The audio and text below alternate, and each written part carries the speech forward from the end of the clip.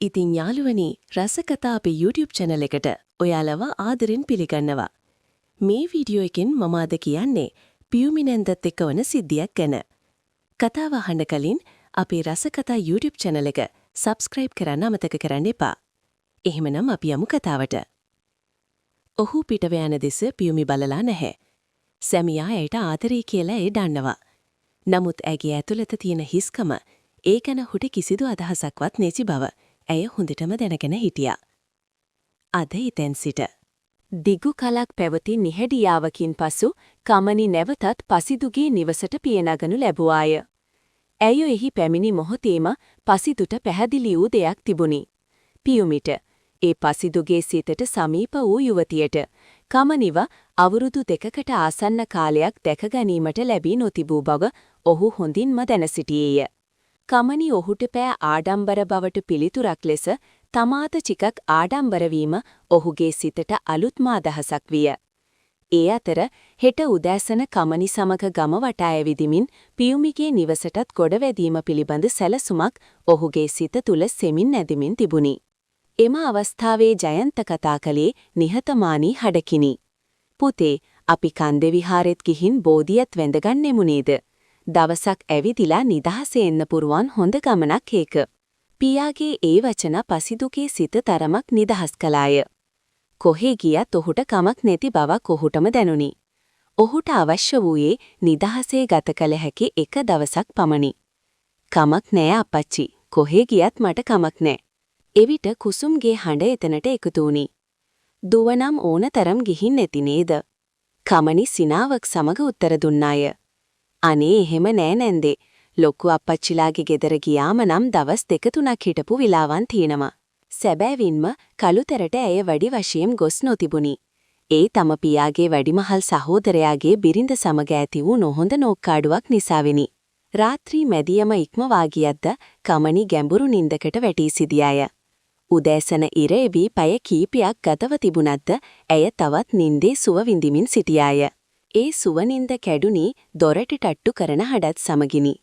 අක්කේ, අක්කේ, අද නැගිටින්නේ නැද්ද? මවගේ ඉල්ලීම මත උදේ ආහාරයට කමනිව ඇහැරවීම පසිතුට පැවරී තිබුණි. ඉන්නවා ඕයි වදේ, ඊයේ රෑ වෙනකන් ඇහැරවලා තියාගෙන දැන් උදේ පාන්දර ඇවිත් කෑ ගහනවා. කමනිගේ හඬින් නොරිස්සුම පැහැදිලි වුණි. දුරකථනය අතට ගෙන බැලූ විට වෙලාව 9 ඉක්මවා ඇති බව ඇය දුටුවාය. මම් තමුසෙව ඇහැරවගෙන අලතම්බ ගන්න යන්නේ නේ. අම්මා කතා කරනවා උදේට කන්න. බැරි නම් ඔහොම ඉන්න. මම යනවා. ඒ වචන පසිදුගේ සිතට තරමක් කේන්තියක් ගෙනාවාය. ඔහු කිසිවක් නොකියාම හැරි උදෑසන ආහාරයට ගියාය. ඒ වෙලාවෙම කමනිට මතක් වුණේ පසුදින ඔහු ගමේ ඇවිදින්න යාම ගැන කතා කළ බව. කඩිමුඩියේ ඇඳ සකස් කර කෙලසී තිබූ කොණ්ඩය හිස මත බැඳගෙන ඇය නාන කාමරයට පිවිසුණාය. උදේ ආහාරය අතරතුර කුසුම් පසිදුට දැඩි හඬකින් පැවසුවාය. පුතා, අක්කවාරන් රවුම් ගැහුවට කමක් නෑ. ගමේ රස්තිය අදුකාරයෝ අතර එහෙම යන්න එපා. තේරුණාද? ගමේ කොල්ලන්ගේ හැටි කුසුම් හොඳින්ම දැන සිටියාය. කමනි වගේ සුන්දර යුවතියක් දැක ඔහුන් හැසිරෙන ආකාරයත් ඇයට අමුතුවෙන් කියා දිය යුතු දෙයක් නොවිය. මං කොහේ එක්ක යන්නද අම්මේ? අනික උන් අක්කාට අනන් මනන් කියන්න එන්නේ නෑ. දන්නවනේ අප්පච්චිගේ හැටි. ගම තුල ජයන්ත කෙරෙහි තිබුණේ බියත් ගෞරවයත් එකට මිශ්‍ර වූ හැඟීමකි. ඔහු ගමේ නමට කිසිදා කැලලක් නොවූ ගෞරවයෙන් ජීවත් වූ පුද්ගලයෙකි. ඒ ගෞරවය පසිදුටද උරුම වී තිබුණි. මවගේ කටහඬේ තිබුණු බිය අහනකොට ඒක අහේතුකයක් නෙවෙයි කියලා පසිදුටක් තේරුණා. ඒත් මේ ළමයා ටිකක් හැඩේට ඉන්න දැරිවිය වෙච්චකොට මට බයයි පුතේ. මිනිස්සුන්ගේ කටවල් හොඳ නෑනේ. ඒ බිය සාධාරණයි. කමනි කියන්නේ ඕනෑම කෙනෙකුගේ ඇස් නැවතුණු යන වගේම අවධානය ඇදගන්නා සුන්දරත්වයක් තියෙන කාන්තාවක්. අම්මේ, අම්මා මාව හොඳට දන්නේ නෑනේ. පසිදු සිනහවක් එක්ක කිව්වා. මට මොනවා හරි කියාගෙන ආවොත් මන් දෙන්නේ දුවන්න. ඒ මොහොතේම කතාවට කන් දීගෙන ඇවිත් හිටපු කමනි සිනහවක් එක්ක අත මිට මොලවා පසිදු දිහාට මෘදු ලෙස දමා ගැහුවා. අනේ ඔව්. පසිදු ව්‍යාජ කෝපයකින් හිනාව තද කරගනිමින් කිව්වා. කට තියෙනවට වැඩක් තියෙන්න එපයි. දුවන්න දෙනවකෝ. මන්නම් බලන්නේ නෑ. ඒකට පිළිතුරක් විදිහට මව සිනහවක් පෑවා විතරයි. කුඩා කල ඉඳලාම පියුමිගේ කටකාර හැටි මේ දෙන්නට අලුත් දෙයක් නෙවෙයි. හරි. ඉක්මනට කනවා. පසිදු ඇය දිහා නොබලාම කිව්වා. ඊට පස්සේ ටිකක් නිදාගන්න. ඒකට පිළිතුරක් විදිහට කමනි ඔහුගේ කන අල්ලලා මෘදු ලෙස මිරිකුවා. ඊට පස්සේ කිසි දෙයක් නොකියාම උදෑසනාහාරය ගන්න වාඩි වුණා. ටික වෙලාවකට පස්සේ පහසු ඇඳුමක් ඇඟලගත් පසිදු ආලින්දේට ආවි නිවසින් පිට වෙන්න ලෑස්ති වෙලා. කමනි කොහෙද කියලා බලන්න කාමරේ දිහා යද්දී ඇය මව එක්ක එලිමහනේ හිටගෙන කතා කරගෙන ඉන්නවා ඔහු දැක්කා. අක්කේ තමුසේ යන්නේ නැත්ත? ආලින්දේ ඉඳගෙනම පසිදු හඬ නැගුවා. මං ලෑස්ති. අනේ ඉන්න මල්ලි. කමනි කෑ ගහලා කිව්වා. චුට්ටක් ඉන්න මං ඉක්මනට එන්නම්. ඇය එහෙම කියලා කාමරයට දිව්වා. අක්කාවත් දාගෙන රේස් යන්නේ නෑ හොඳද? මව කුස්සිය දිහා යද්දි කිව්වා. හරි හරි යමු.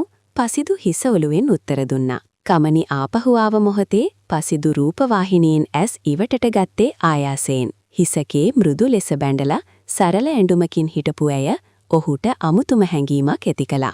ඇගේ සුන්දරත්වය ඔහුට ආඩම්බරයක්. එහෙත් ඒ බව ඇයට පෙන්වන්න ඔහු උත්සාහ කළේ නෑ. ඔය ඇඳුම ඇඳගෙන කොහෙද යන්න හිතාගෙනද? ඔහු ටිකක් තද හඬින් කිව්වා. හැමතැනින්ම පේනවා. ඒ මදිවට කකුල් දෙකත් එළියේ. කමනි ඒක ඊතරම් ගණන් ගත්තේ නෑ. මොනවද මේ මෝඩ කතා? ඇය උත්තර දුන්නා. මං මෙහෙම ඉන්නේ අද විතරක් නෙවෙයිනි. හාහා තමුසේ කැමති එකක්. පසිදු කිව්වා. යමු. ඒත් ඔහුගේ හිත ඒක අතහරින්නේ නෑ. අපරාධෙ මං එහෙම කිව්වේ. ඔහු සිතින්ම ලැජ්ජා වුණා. පෙර දිනයන්වල කමනි දිහා බැලූ බැල්මට වඩා මෙදා ඔහුගේ බැල්ම වෙනස් වෙලා තිබුණා. හේතුවක් නොදන්නවත් ඇයව වෙන කෙනෙක් ඒ විදිහට දකිනවට ඔහුගේ හිත ඇතුලෙන් අකමැත්තක් උපන් වෙලාවක් ඒක. කමනි සමග පසිදු මෝටර් බයිසිකලයෙන් පිටත් උනේ අධික වේගයෙන් නෙමෙයි. වටපිටාවේ වෙල්යායවල්, පක්ෂීන්ගේ හඬ, ගම්පාරේ සුවඳ එකට මිශ්‍ර වෙලා තිබුණ ඒ උදෑසන ඔවුන්ට ගමනක් වඩා අත්දැකීමක් වුණා. සිනාසෙමින් පරණ කතා මතක් කරමින් දෙන්නා නිදහසේ ගමන් කළා. ගම හරහා ගලා යන ගඟ අසල නාන තොටුපළක් ළඟ පසිදු බයිසිකලය නවත්තුවා. උදෑසන නිසා එතන කවුරුවත් නැහැ. විශාල බටපඳුරු කිහිපයක් සෙවන දුන්න ඒතන කතාබස් කරන්න ඊටාම නිදහස් වුණා. අපි ඉස්සර මෙතන කොච්චර නානවද? අදත් නාමුදු පසිදු. මට හරි ආසයි ගඟට. කමනි කියද්දි ඇගේ මුහුණේ පාසල් කාලේ මතක ඉරියව්වක් ඇඳුණා. වසර 2ක් තිස්සේ ඒ සතුට දුරස් වෙලා තිබුණ හැටි ඇයට හිතට ආවා. බලමුකෝ ඔයාව අරගෙන නානවා කියලා අම්මා දැනගත්තොත් මට බේරෙන්න බැරි වෙයි. පසිදු සිනාසෙමින් උත්තර දුන්නා. ඒ ඇයි මට දැන් මොනවා වෙලා තියෙනවද? කමනි ඇසුවේ ප්‍රශ්නාර්ථ බැල්මකින්. පසිදු ගඟ දිහා බලමින් කිව්වා. අම්මා ඉස්සරට වඩා ඔයා ගැන හරි පරිස්සම්. අද කතා කරද්දිම මට ඒක දැනුණා. ඒක ඇත්තක්. කමනිගේ ලස්සන, ඇගේ හැසිරීම, ඒ හැමදේම නිසා ගෙදර අය ඈ ගැන වැඩිපුර සැලකිලිමත් වුණා. අපේ ගෙදරත් එහෙම තමයි. කමනි හෙමින් කිව්වා. වෙලාවකට එපා වෙනවා. ඒත් මං දැන් පොඩි ළමයෙක් නෙමෙයිනේ.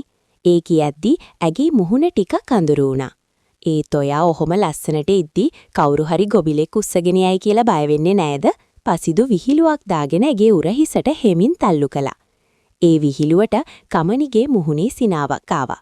ඇත්තටම අක්කා ඔයාගේ ලව් එක කැඩුනට පස්සේ ඇයි තාම තනියෙන්? මටත් හොරෙන් මොනවත් පටන් අරගෙන නෑ නේද? ඒ ප්‍රශ්නයට උත්තර දෙනව වෙනුවට කමනි ගඟේ නොනවත්වා ගලා යන දියදහර දිහා බලාගෙන හිටියා. පිස්සුද පසිදු එකපාරක් ඒකෙන් මට පිරිමි සංහතියම එපා වුණා. ආයේ හිම හැංගීමක් එයිද කියලා මටවත් විශ්වාස නැහැ. පසිදුට ඒ කතාව අලුත් එකක් නෙමෙයි. කමනිගේ පාසල් කාලයේ ආදර කතාව. ඇයට දාපු නීති, පාලනය, රණ්ඩු ඒ හැමදේම ඔහු දැනගෙන හිටියා. ඇයට වඩා වයසින් වැඩි වූ ඒ තරුණයා කූඩුවක සිරකල කිරිල්ලියක් වගේ ඇයව හිර කරලා තියාගන්න උත්සාහ කළා. ඒ පීඩනය දරාගන්න බැරි වෙද්දී ඒ සම්බන්ධතාවය නතර කළේ කමනිමයි. ඒකට පස්සෙත් යෝජනා ආවා. ඒ තාදරයට වඩා බය ඇගේ හිතේ වැඩි වෙලා තිබුණා. ඒක දැන් අමතක කරලා දාන්න අක්කා. පසිදු මෘදු හඬකින් කිව්වා. හැම මිනිස්සෙම එක වගේ නෑ. ඒ වෙලාවේ පියුමිගේ ඇස්සද කඳුලක් දිලිසුණා. ඇය ඒක පිටියත්ලෙන් පිසිමින් සිනාසුනේ. ඔහුගේ හිතට දුක් නොවෙන්න. මං දැන් හරි සැහැල්ලුවෙන් ඉන්නේ පසිදු. ඇය කිව්වා. ඔයා දන්නවනේ මං ගැන. ගඟ නිහතමානීව ගලා යද්දී ඒ දෙන්නගේ නිහතමානී කතාවත් ඒ ජලයටම එක් වෙලා තිබුණා. ඉතින් පියුමි නැන්දාගේ කතාවේ 5 වෙනි කොටස මේ විදිහට ඉවර වෙනවා. අපි එහෙමනම් 6 වෙනි කොටසෙන් ආයෙමත් හම්බ වෙමු. කතාව හොඳයි නම් ලයික් කරන්න.